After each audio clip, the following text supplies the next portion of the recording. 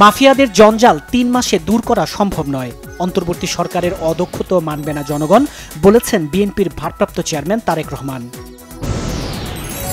BNP মহাসচিব মির্জা ফখরুল ইসলাম আলমগীর বলেছেন, নির্বাচনই পারে অন্তর্বর্তী সরকারের সকল বিতর্কের অবসান ঘটাতে। নির্বাচনের ধীর গতি ফ্যাসিস্টকে শক্তিশালী করছে।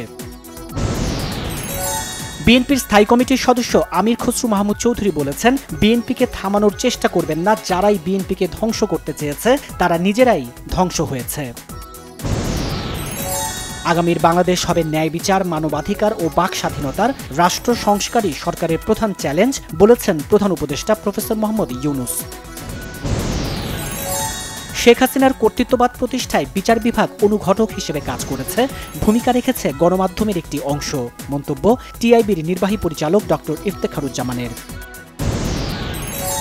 স্বচ্ছতা নিশ্চিত করতেই জুলাই অভ্যুত্থানের শহীদদের চূড়ান্ত তালিকা করতে কিছুটা সময় লাগছে, জানিয়েছেন যুব ও ক্রীড়া উপদেষ্টা আসিফ মাহমুদ। তারুণ্যের আন্দোলনে গতি দিয়েছিলেন শিক্ষার্থী আবু সাঈদ। তার জন্মভূমি রংপুরকে বিশেষভাবে গুরুত্ব দিচ্ছে অন্তর্বর্তীকালীন সরকার, জানিয়েছেন উপদেষ্টা শারমিন এস মুর্শিদ ও ফরিদা আক্তার। অর্থ উপদেষ্টা ডক্টর সালেউদ্দিন জানিয়েছেন, 2009 সালে ব্যাংক খাতে 18,000 কোটি খেলাপি ঋণ এখন 2.5 লাখ কোটি টাকা। সিপিডির সম্মানীয় ফেলো ডক্টর দেবপ্রিয় ভট্টাচার্য বলেছেন, প্রবৃদ্ধি অর্জনের ভুল তথ্য দিত আওয়ামী লীগ সরকার। আগের গভর্নর অর্থনীতির 12টা বাজিয়ে দিয়ে গেছেন।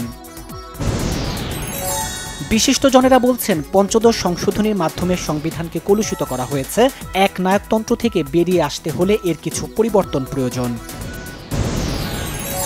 ফ্যাসিবাদ বিরোধী আন্দোলন করতে গিয়ে সংযুক্ত আরব আমিরাতের বিভিন্ন জেলখানায় এখনও আটক 3 শতাধিক প্রবাসী বাংলাদেশিকে দেশে ফিরিয়ে আনতে অন্তর্বর্তী সরকারের প্রতি আহ্বান গোলটেবিলের আলোচকদের। বর্তমান পদ্ধতির ইভিএমে আস্থা নেই নির্বাচন সংস্কার কমিশনের, এটি ব্যয়বহুল ও ত্রুটিযুক্ত, বলেছেন নির্বাচন সংস্কার কমিশনের প্রধান ডক্টর বদিউল আলম মজুমদার। বিএনপির স্থায়ী কমিটির সদস্য ডাক্তার এজেডএম জাহিদ হোসেন বলেছেন, বাংলাদেশের টেক্সটাইল শিল্পকে অন্য দেশে স্থানান্তরের ষড়যন্ত্র করছে একটি মহল। রাজধানীর আজিমপুর থেকে অপহৃত শিশু ফাতেমা আক্তার শাপলাকে মোহাম্মদপুর থেকে গ্রেফতার করেছে র্যাব। হোয়াইট হাউসের প্রেস সেক্রেটারি পদে 27 বছরের ক্যারোলিন লেভিটকে বেছে নিলেন নবনির্বাচিত মার্কিন প্রেসিডেন্ট ডোনাল্ড ট্রাম্প।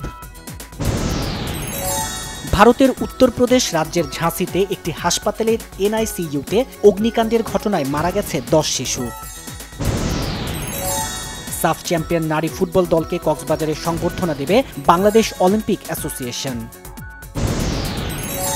আগামী 24 ও 25 নভেম্বর সৌদি আরবের জেদ্দায় হবে আইপিএল 2025 আসরের মেগা নিলাম। দুদিনের এই নিলামে উঠছে বাংলাদেশের 13 ক্রিকেটার।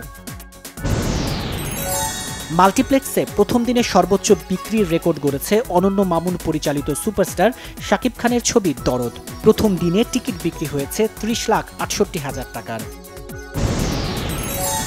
জাহিদ জুয়েল পরিচালিত সিনেমা পিনিকে নতুন রূপে ধরা দেবেন আদর আজাদ ও শবনম বুবলী। এরই মধ্যে শুরু হয়েছে সিনেমার শুটিং, চলবে 30 নভেম্বর পর্যন্ত। ছবিটি মুক্তি পেতে পারে আগামী বছর ঈদ উল ফিতরে।